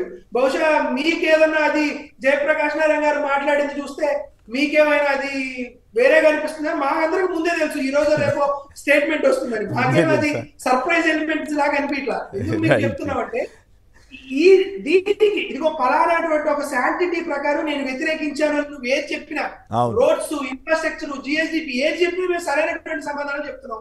దానికి సమాధానం చెప్పేటువంటి అంశమే లేదు. దాంతో పాటు ఈయన 2013 మొత్తం లెక్కలు ఉన్నాయండి. 10th ఆగస్టు 2013 చంద్రబాబు నాయుడు వల్లనే చంద్రబాబు నాయుడు పరిపాలన వల్లనే తెలంగాణ రావాలని కోరిక ప్రబలింది అని చెప్పాడు. ఈ రోజు చంద్రబాబు నాయుడు గారు ఆయనకి ఎందుకు అంత పెద్ద గొప్ప అడ్మినిస్ట్రేటర్ అయ్యాడు? అదేవిధంగా 14th సెప్టెంబర్ 2013 తెలుగుదేశం పేరుతో ఒక యాప్ నిర్వహించి చంద్రబాబు నాయుడు తెలుగు ప్రజల ద్రోహి అని చెప్పాడు. ఈ రోజు చంద్రబాబు నాయుడు గారి మీద ఎందుకు ఆయనకు అంత వల్లమాన ప్రేమ పెట్టిందో ఆయన సమాధానం చెప్పుకోవాలి. దాంతో పాటు 9th సెప్టెంబర్ 2013 ఎన్డీఏ కూటమికి ప్రజలనే వాళ్ళు ఓటేస్తే ఆ ఓటు మురిగిపోతుందని చెప్పాడు 9th సెప్టెంబర్ 2013. 13th జనవరి 2014 యూపీఐ కంటే చంద్రబాబు నాయుడు కానీ లేకపోతే ఎన్డీఏ కానీ గొప్పగా పరిపాలించదని చెప్పాడు. దీంతో పాటు 8th ఫిబ్రవరి 2018 దాంట్లో ఇదే పవన్ కళ్యాణ్ ని వీళ్ళని పెట్టి హైదరాబాద్ లో దస్పాల హోటల్లో కూర్చొని ఫ్యాక్ట్ ఫైండింగ్ కమిటీలో ఉండేమన్నాడంటే భారతీయ జనతా పార్టీ మోసం చేసినట్టు, ఆంధ్రప్రదేశ్ రాష్ట్రాన్ని ఎవరూ మోసం చేయలేదు, నరేంద్ర మోడీ అనేవాడు ఆంధ్రప్రదేశ్ రాష్ట్రాన్ని వెన్నుపోటు పొడిచాడని అదే దస్పల్లా హోటల్లో 8 ఫిబ్రవరి 2018 లో కూర్చొని చెప్పినటువంటి పరిస్థితి మనం చూస్తున్నాం. మొన్న కూడా చెప్పాడండి 6 మే 2018 పార్లమెంట్ నియోజకవర్గాలు ఇండియన్ నెస్ట్ అనేటువంటి దాంట్లో చెప్పాడు. 100 రకాలు. వీళ్ళు ఏంటంటే ఒక డిమాండ్ సృష్టిస్తారు. ఫస్ట్ మేము చాలా లిబరల్, మేము చాలా న్యూట్రల్ ఒక డిమాండ్ సృష్టించుకుంటాడు. అది ఎంత డిమాండ్ సృష్టించుకుంటే చంద్రబాబు నాయుడు గారి గురించి అంత ప్యాకేజ్ వస్తుంది. సో మొదట్లో వీళ్ళందరూ నక్కతోలు కప్పుకున్నటువంటి పులుల్లాగా ఉంటారు, ఆ తర్వాత వాళ్ళ తోడేళ్ళ విశ్వరూపాన్ని చూపిస్తారు. కాబట్టి మాకేమి కొత్తగా అనిపించలేదు. అందరు కుల సంఘాలు ఒక చోట జరిగినాయి.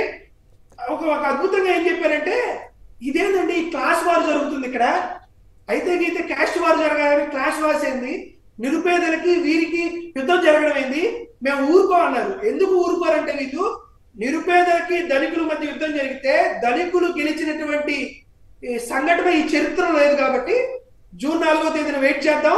అందరి తోడేళ్ళని జూకు పంపించి బందీఖానా చేస్తాం.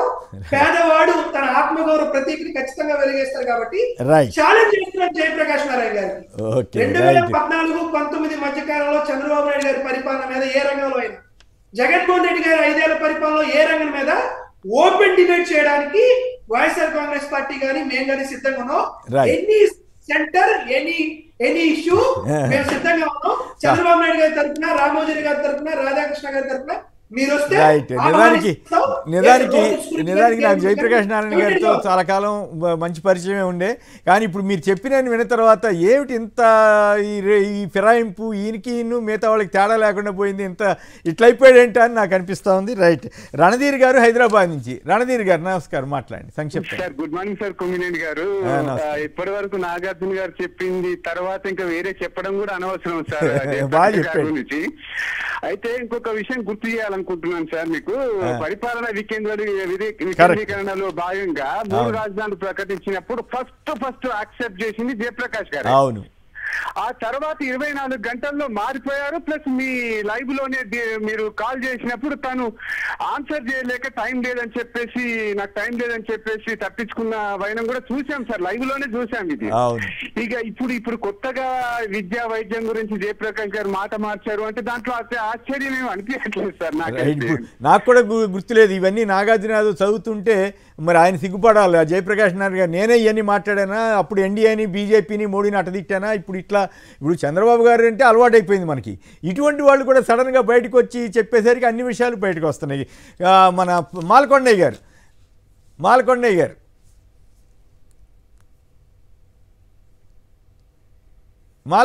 మీట్లో ఉన్నారు, దయచేసి అన్మ్యూట్ చేసుకోండి. శ్రీనివాస్ గారు నమస్కారం. మాట్లాడండి. నాగార్జున గారు చాలా మంచి విషయాలు చెప్పారు. వారు చెప్పినటువంటి విషయాలని కొద్దిగా పరిశీలించిన తర్వాత నేను కొద్దిగా కొన్ని విషయాలు చెప్తాను. మొదటిగా ఎవరైతే లోక్సత్తా పార్టీ గతంలో ప్రారంభించి ఇవాళ వారు రాష్ట్రంలోనూ దేశంలోనూ అనేక విషయాల మీద అంశాల వారీగా అటు ప్రభుత్వాలకు కానీ పార్టీలకు కానీ సలహాలు ఇచ్చినటువంటి సందర్భాలు ఉన్నాయి. ప్రభుత్వాలకు అనుకూలంగా ఇచ్చిన సందర్భాలు ఉన్నాయి, ప్రభుత్వాలకు వ్యతిరేకంగా ఇచ్చిన సందర్భాలు ఉన్నాయి, సమస్యని ఆధారంగా ఇచ్చిన సలహాలు కూడా ఉన్నాయి. కానీ ఇవాళ వారు తీసుకున్న నిర్ణయం ఎన్డీఏకి సపోర్ట్ చేయడం అనేది కొంతమందికి నచ్చవచ్చు, కొంతమందికి నచ్చకపోవచ్చు. నచ్చినప్పుడు ఒకలా మాట్లాడతాం, అది నచ్చినప్పుడు. మాల్కొండయ్య గారు, ఎన్డీఏకి ఆయన మద్దతు ఇవ్వటాన్ని మేమెవరూ తప్పు పట్టట్లా, కానీ ఆ సందర్భంగా చేసిన వ్యాఖ్యలు ఆయన పరస్పర విరుద్ధంగా ఆయన మాట్లాడి ఆయన పరువు ఆయనే తీసుకున్నారు కదా అనేది పాయింట్. నేను దానికే చెప్తున్నాను శ్రీనివాసరావు గారు. ఇప్పుడు ఒక్కొక్క అంశాల ఆధారంగా ఇప్పుడు వైసీపీ ప్రభుత్వానికి అనుకూలంగా మంచి జరిగినప్పుడు చాలా మంచి విషయం జరిగిందని చెప్పి అభినందించినటువంటి జయప్రకాష్ నారాయణ గారు కొన్ని విషయాల మీద అంశాల వారీగా వేరే మాట్లాడి ఉండొచ్చు కొన్ని విషయాలు. కానీ ఏమైనప్పటికీ కూడా అక్కడ మాట్లాడినటువంటి విషయాల మీద వారు తీసుకున్న నిర్ణయాల మీద వారి అనుభవంతో వారు ఐఏఎస్ ఆఫీసర్గా పనిచేశారు కాబట్టి ఒక ఆలోచన ఉంది కాబట్టి కొన్ని విషయాలు మాట్లాడతారు. దాని మీద మనం పెద్దగా దాన్ని రాజకీయ కోణంలో ఒక విధమైనటువంటి వాతావరణంలో చూసి వారి మీద మనం విమర్శలు చేయవలసిన అవసరం లేదని అట్లా కాదు, మీరు చెప్పండి. మొన్న కొద్ది నెలల క్రితం ఈ రాష్ట్రంలో విద్యా వైద్యం మీద బ్రహ్మాండంగా చేస్తున్నారు, నాకు ముఖ్యమంత్రి గారిని అభినందిస్తున్నానన్న పెద్ద మనిషి ఇప్పుడు సంక్షేమం అవసరమే కానీ ఇంకోటి ఇట్లా జరగట్లేదు, అట్లా ఎజెండాతోటి వేరే ఎజెండాతోటి ఇదే పాలన కొనసాగితే పిల్లలకు భవిష్యత్తు ఉంటుందా అని అడుగుతున్నాడు. అది ఇంత ఘోరంగా అడగొచ్చా? ఆయన ఇంత ఘోరంగా మాట్లాడొచ్చా? శ్రీనివాసరావు గారు విద్యా వైద్యం విషయంలో మాట్లాడితే ఆంధ్రప్రదేశ్లో ఇందా నాగార్జున గారు చాలా బాగా చెప్పారు. జయప్రకాష్ నారాయణ గారు చదివినట్టు 2 స్కూళ్ళకి డబ్బులు ఇచ్చారు, డెవలప్ చేస్తారని చెప్పి. కానీ జయప్రకాష్ నారాయణ గారు చదివిందే కాదు, చిన్న వయసులో విల్సన్ బాబు గారు కానీ నాగార్జున గారు కానీ నాతో సహా మీతో సహా ప్రభుత్వ స్కూళ్ళు ఈ రోజు ఈ 5 సంవత్సరాల్లో నరేంద్ర మోడీ గారు సర్వశిక్ష అభియాన్ నుంచి దేశంలో అన్ని స్కూల్ కి డబ్బులు ఇచ్చారు. జగన్మోహన్ రెడ్డి గారు చిన్న వయసులో చదివిన స్కూల్ తో సహా నరేంద్ర మోడీ గారు డబ్బులు ఇచ్చారు. స్కూల్ డెవలప్మెంట్ అనేది నరేంద్ర మోడీ గారు సర్వశిక్ష అభియాన్ నుంచి డబ్బులతో జరిగినటువంటి విషయం. తెలంగాణలో ఎందుకు జరగలేదు? తెలంగాణలో ఎందుకు జరగలేదు? మధ్యప్రదేశ్ లో ఎందుకు జరగలేదు? సార్ శ్రీనివాస గారు మీరు ఒక విషయం గమనించాలి. తెలంగాణలో ముఖ్యమంత్రి గారు కూడా కేసీఆర్ చదివిన స్కూల్ కి లేకపోతే అంతకుముందు ముఖ్యమంత్రులు కూడా డబ్బులు ఇచ్చారు, ఏమీ కాదు. కాకపోతే ఆంధ్రప్రదేశ్ లో ఒక ప్రత్యేకత ఉంది. ఏంటి ఆ ప్రత్యేకత అంటే ఆంధ్రప్రదేశ్ నుంచి వెళ్ళే ట్యాక్షన్ కంటే ఆంధ్రప్రదేశ్ కి తిరిగి వచ్చినటువంటి పర్సెంటేజ్ రావాల్సిన దానికంటే 60% ఎక్కువ ఇచ్చారు. దాని మీద నేను ఓపెన్ డిస్కషన్ రెడీగా ఉన్నాను ప్రభుత్వంతో కానీ మన నాగార్జున గారు కానీ ఎవరు వచ్చినప్పటికీ కూడా ఆంధ్రప్రదేశ్ కి నరేంద్ర మోడీ గారు ఏ అంశాల మీద ఎంత చర్చ నరేంద్ర మోడీ గారి మీద కాదు కదా. రైట్ ఫైన్, టైం అయిపోయింది. నాగార్జున గారు సంక్షిప్తంగా చెప్పండి. శ్రీనివాస్ గారు ఇంకా కొన్ని 2-3 విషయాలు నాకు సమయం ఇవ్వాలి. నాగార్జున గారు చాలా మోడీ గారు చెప్పినవన్నీ వారి అకౌంట్ లో వేసేసుకున్నారు. ఇవాళ జరుగుతున్నటువంటి పరిస్థితి చూసినట్లయితే రైతుల సంక్షేమం కోసం లేకపోతే హాస్పిటల్స్ చూడండి, ఇవాళ మనం విలేజ్ క్లినిక్ అని చెప్పుకుంటున్నాము. దానికి ప్రతి పిహెచ్ సెంటర్ ని 10 పడకల ఆసుపత్రి. ఇప్పుడు చర్చ టైం లేదు, దాని మీద మళ్ళీ మాట్లాడదాం. మాలకొండ గారు మళ్ళీ ఒకసారి పెట్టుకుందామండి. నాగార్జున గారు ఫైనల్ గా. సార్ మేము జయప్రకాష్ నారాయణ మాటలకో మాలకొండ మాటల గారికో సమాధానాలు చెప్పడం కదండి, మేము ప్రజల్ని రిక్వెస్ట్ చేస్తున్నాం. భారతదేశంలో ఇండస్ట్రియల్ క్యారిడార్స్ ఉన్నాయి, ఆంధ్రప్రదేశ్ రాష్ట్రంలో నేను 3 ఉన్నాయని చెప్తున్నా. సో ఎవరైనా చెప్పండి వేరే రాష్ట్రంలో ఎన్ని ఉన్నాయా? ఆంధ్రప్రదేశ్ లో 5 కారిడార్లు ఉన్నాయి. 5 కారిడార్లకు కూడా కేంద్ర ప్రభుత్వం డబ్బు ఇచ్చింది. కారిడార్లో కాదుగా ఇప్పుడు జయప్రకాష్ గారు చెప్పిందని కాదు మాలకొండ గారు జయప్రకాష్ గారు చెప్పిన దాని ప్రకారం అసలు ఏం జరగట్లేదని కదా. మరి మీరు మొన్న మోడీ గారు 10 లక్షల ఇళ్లు కట్టారని చెప్పాడు, అది ఆయన గుర్తించరా? మరి జయప్రకాష్ నారాయణ గారికి ఫోన్ చేసి చెప్పండి. కాదు మీకు మద్దతు ఇస్తున్న జయప్రకాష్ గారికి చెప్పండి, అసలు ఏం జరగలేదంటావేందా బాబు, మేము బోర్డు చేసామని చెప్పండి. అదంతా అభివృద్ధి కాదంటున్నాడు ఆయన. అదే చెప్తున్నా కదండి, ఆంధ్రప్రదేశ్ 5 కారిడార్లు ఉన్నాయండి. 5 కారిడార్లకు డబ్బులు ఫైనల్ గా నాగార్జున రైట్ ఫైనల్ గా నాగార్జున. మేము అదే చెప్తున్నాం సార్, పాయింట్ టు పాయింట్ మాట్లాడడానికి మాకు ఇబ్బంది లేదు. మేమేం చెప్తున్నాం, ఇండస్ట్రియల్ క్యారిడార్స్ గతంలో ఎన్ని ఉన్నాయి, ఇప్పుడు ఎన్ని ఉన్నాయి. అదే విధంగా మేమేం బల్క్ డ్రగ్ పార్క్ మిగతా స్టేట్లకు వెళ్ళిందా, ఈ స్టేట్ కి వెళ్ళిందా? మల్టీ మోడల్ లాజిస్టిక్ పార్క్స్ అప్పుడు ఎక్కువ ఉన్నాయా, ఇప్పుడు ఎక్కువ ఉన్నాయా? పోర్ట్స్ అప్పుడు ఎక్కువ ఉన్నాయా, ఇప్పుడు ఎక్కువ ఉన్నాయా? ఎయిర్పోర్ట్స్ యొక్క ఫీజిబిలిటీ అప్పుడు ఎక్కువ ఉందా, ఇప్పుడు ఉందా? కార్గోస్ యొక్క ఎక్స్పోర్ట్స్ అప్పుడు ఎక్కువ ఉన్నాయా, ఇప్పుడు ఎక్కువ ఉన్నాయా? లీడ్స్ అనేటువంటి ఇచ్చినటువంటి దాని ప్రకారం 33% హైక్ ఉందా లేదా? దీనికి సంబంధించినటువంటి ఇన్లాండ్ కంటైనర్ డిపోర్ట్స్ మేము ఎక్కువ చేసామా, వాళ్ళు ఎక్కువ చేసామా? 11 ఇండస్ట్రియల్ ఎస్టేట్స్ అండ్ 22 ప్రాజెక్ట్స్ అనేవి మేము ఇంప్లిమెంట్ చేస్తున్నామా లేదా? ఈ రంగం ఆ రంగం కాదు, ఏ రంగంలో అయినా అలానా రంగంలో జగన్మోహన్ రెడ్డి గారి కంటే చంద్రబాబు నాయుడు గారు ఎక్కువగా పని చేశారని నిరూపించమని జయప్రకాష్ నారాయణ గారికి కానీ అక్కడ ఉన్నటువంటి మాలకొండ గారికి కానీ మేము సవాల్ విసురుతున్నాం. మేము స్ట్రైట్ ఫార్వర్డ్. మొత్తం మీద జయప్రకాష్ గారు రాష్ట్రంలో పెత్తందారుల కూటమిలో చేరడానికి చాలా ఉబలాట పడినట్లుంది. కానీ ఆయన అడ్రస్ చేస్తున్న ప్రెస్ కాన్ఫరెన్స్ చూస్తే ఆయన చాలా తప్పు చేస్తున్నానని తెలిసి కూడా చేస్తున్నాడేమో అన్నట్లుగా ఆయన మొహం అంతా కందగడ్లాగా మారి అట్లా అనిపించింది. సరే ఏదేమైనా మరి ఆయన పెత్తందారుల కూటమిలో బహుశా రామోజీరావు గారు ఒత్తిడో ఏం పాడో మనకు తెలియదు. కానీ ఆయన కోసం, ఆయన కళ్ళల్లో ఆనందం చూడటం కోసం ఈయన తాను బలి చేసుకోవడానికి జయప్రకాష్ గారు సిద్ధమయ్యారు. విజయబాబు గారు, నాగార్జున యాదవ్ గారు, మాలకొండ గారు అందరికి కూడా ధన్యవాదాలు. ఇది నేటి వార్తా విశ్లేషణ కార్యక్రమం. నమస్కారం.